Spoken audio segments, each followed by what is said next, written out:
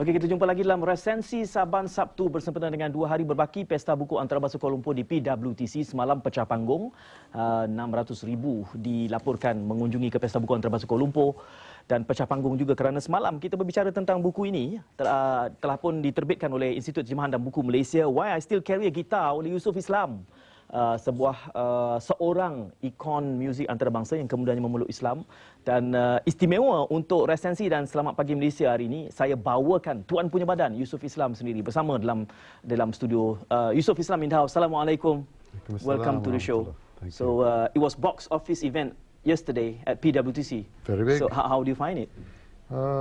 We found it, by car, and it was very, very, very easy to find. But the people there were very, very excited. Right. I think they expected me maybe to do a song, but this is not about song. This is about thoughts and about ideas. I think that is more the subject of the book. Yeah, that's the theme of the book, Why I Still Carry a Gitar. Saya ingin memperkenalkan kepada penonton-penonton semua mengapa saya masih memetik gitar. Ini edisi bahasa Melayunya dan ini edisi bahasa Inggerisnya. Now, Sheikh Yusuf, Why I Still Carry a Gitar, the title itself, but is the book all about music, about guitar, about your turnaround? Actually, no. I thought about a few titles, but it captures an important issue, which is to do with fiqh. It's to do with evolvement of understanding. Right. So I've been a Muslim, since 1977. So it is a long period of experience, and so I think the book is trying to explain for those who just listen to what other people say. Right. And I wanted to speak directly, to explain my kind of curvature in this period and how many things have happened, since I embraced Islam. Yeah. And also for those people who their eyes are, saying, why is he picking up a guitar again? Yeah. So there's a whole philosophy behind that, which is connected to fiqh, and it's a very important subject, which I think a lot of people need to know. Yeah, but your spiritual journey began quite some time even before your conversion. So is this a summation of, have you resolved in a way about your spiritual journey?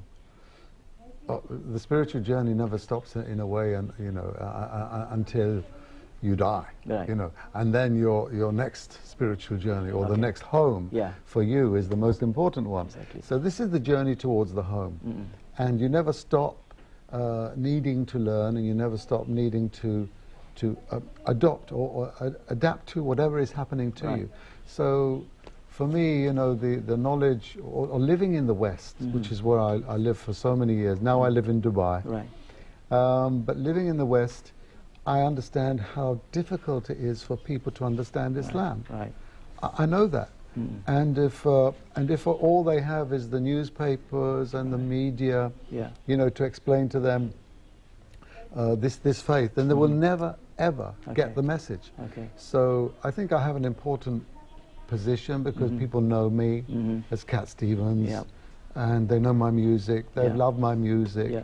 I've been in their lives, and now as a friend, I'm trying to communicate to them something which I think is very necessary for their peace and future. So allow me some time to explain a bit about what we have just discussed. Kita berbicara tentang mengapa saya memetik gitar, buku yang telah pun diterjemahkan dari Why I Still Carry a Guitar, tulisan Yusuf Islam, dan sangat berbangga bersama Yusuf Islam. Ia merupakan satu rumusan perjalanan ketuhanan ataupun spiritual, dan hingga ke tahap ini menurut Yusuf tadi, ia merupakan satu perjalanan yang berterusan dan ia gambaran kepada suatu penemuan, dan akan ada penemuan-penemuan baru lagi dalam pengalaman hidup ini, insyaAllah. Mengapa saya masih memetik gitar? How long has the book been in the market, and how was the reception so far? It's about a year, and it's been really, really very good. I mean, a lot of people, they read it in a day, which is a great sign. You begin the book, you can't put the book down. Right. And I think that's a very good sign. And those who have read it have now come to a much better understanding. They have questions because there are conflicting views. Take music, for instance. There are hadith here, there are hadith there. How do you make sense of this when there are some kind of balancing acts to do? So then this goes through the kind of thought process, and really explains that for the human being, we we have all these senses. We have these incredible senses. And one of the senses is sound. You know, we have taste, we have sight, we have touch. And so then aesthetics is always been a mark of human, you know, idealism. And so when we build a building, we want it to look beautiful. You know, when we cook, we like it to taste nice. And sound. Even the Quran is the highest, you know, form of communication. It has to be delivered beautifully. And so therefore, there have been some who have tried to restrict because there's bad music. There's rock and roll. Okay. You know, and some of it leads to a bad place. But that's not all music. You can't judge everything in one bag. And so therefore the distinction between what we're trying to do in the media is to show that there's healthy and good and moral, you know, art, which we have to utilize, because in this age, this is the age of technology. This is the age where people are, you know, communicating through their phones, and that's the way we talk. So it is communication, and we have to learn that language. It has been a while since your hiatus or your break from the music scene, and then you came back with Another Cup, one of the chapters in the book itself.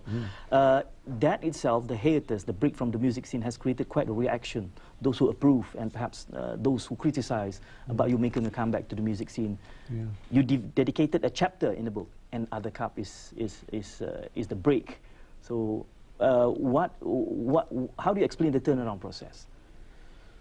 I think that when we see that there is a storm, you know, a storm coming, then we need to protect ourselves. And one of the ways in which I believe we have not protected ourselves is through communication. You know, you can't just lock yourself in the door and expect the world to understand you. You know, say, you come to me to understand me. No, you have to go to people. And so when you come to this point, then it is communication. It is dawah. It is invitation. It is telling people what is your life, what is your philosophy, what is your belief. And so that they can understand, and maybe if they like it, they can also become, you know, brother or sister to you. In your faith. Prior to this, you also write children books, you know, story about the prophets. And if you were to write this book, perhaps maybe 20 years ago, how will it be any different? The context or maybe the approach when you're writing about your spiritual journey? Well, you know, I began by working very simply in this communication field with writing a song called A is for Allah. You know, and that began the whole process of communication. I thought, nobody's thought of this title before. Strange, but anyway, I wrote this song, and then it became a book, it became a CD. Then I did The Life of the Last Prophet, peace be upon him, because there were other things going on, such as the controversy of the satanic verses. I said, well, if he can write his book, then I can write my book.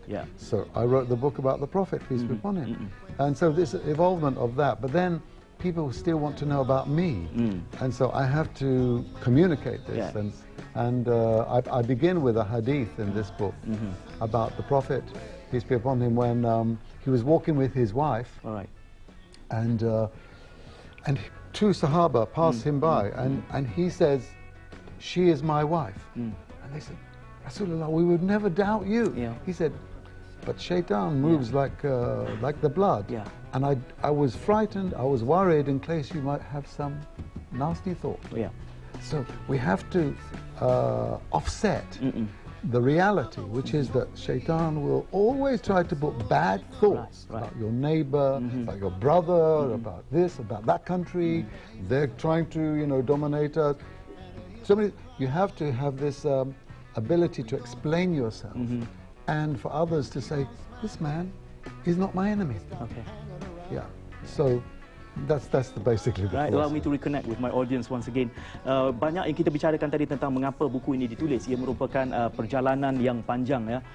Sebelum ini Sheikh Yusuf telah pun berada di luar arena muzik, kemudian kembalinya beliau ke arena demikian memberikan persepsi yang pelbagai kepada masyarakat, dan ini adalah merupakan satu bentuk komunikasi. Is your how you communicate and how you impart your experiences in the last 30 years or so.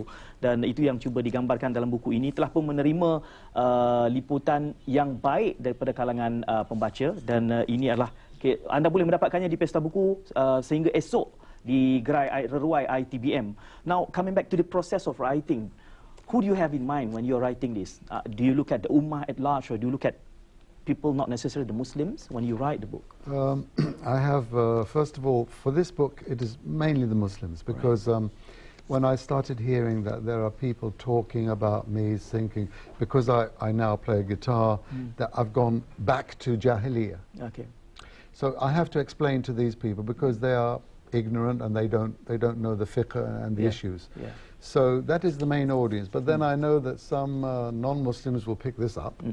And so I make sure I amend, I edit to make sure that the language that I speak is understood by everybody. So we have a glossary in the back of the book which explains all these words, you know, zakah, you know, and hajj and umrah or whatever, so that everybody can understand the book. So it is written for everybody, but with particularly the Muslim in mind. Yeah, I think it's a very beautiful book. It's not just because of the layout, not just because of the options, the tags, but it's also about the story, the underlying story. And it's about you yourself.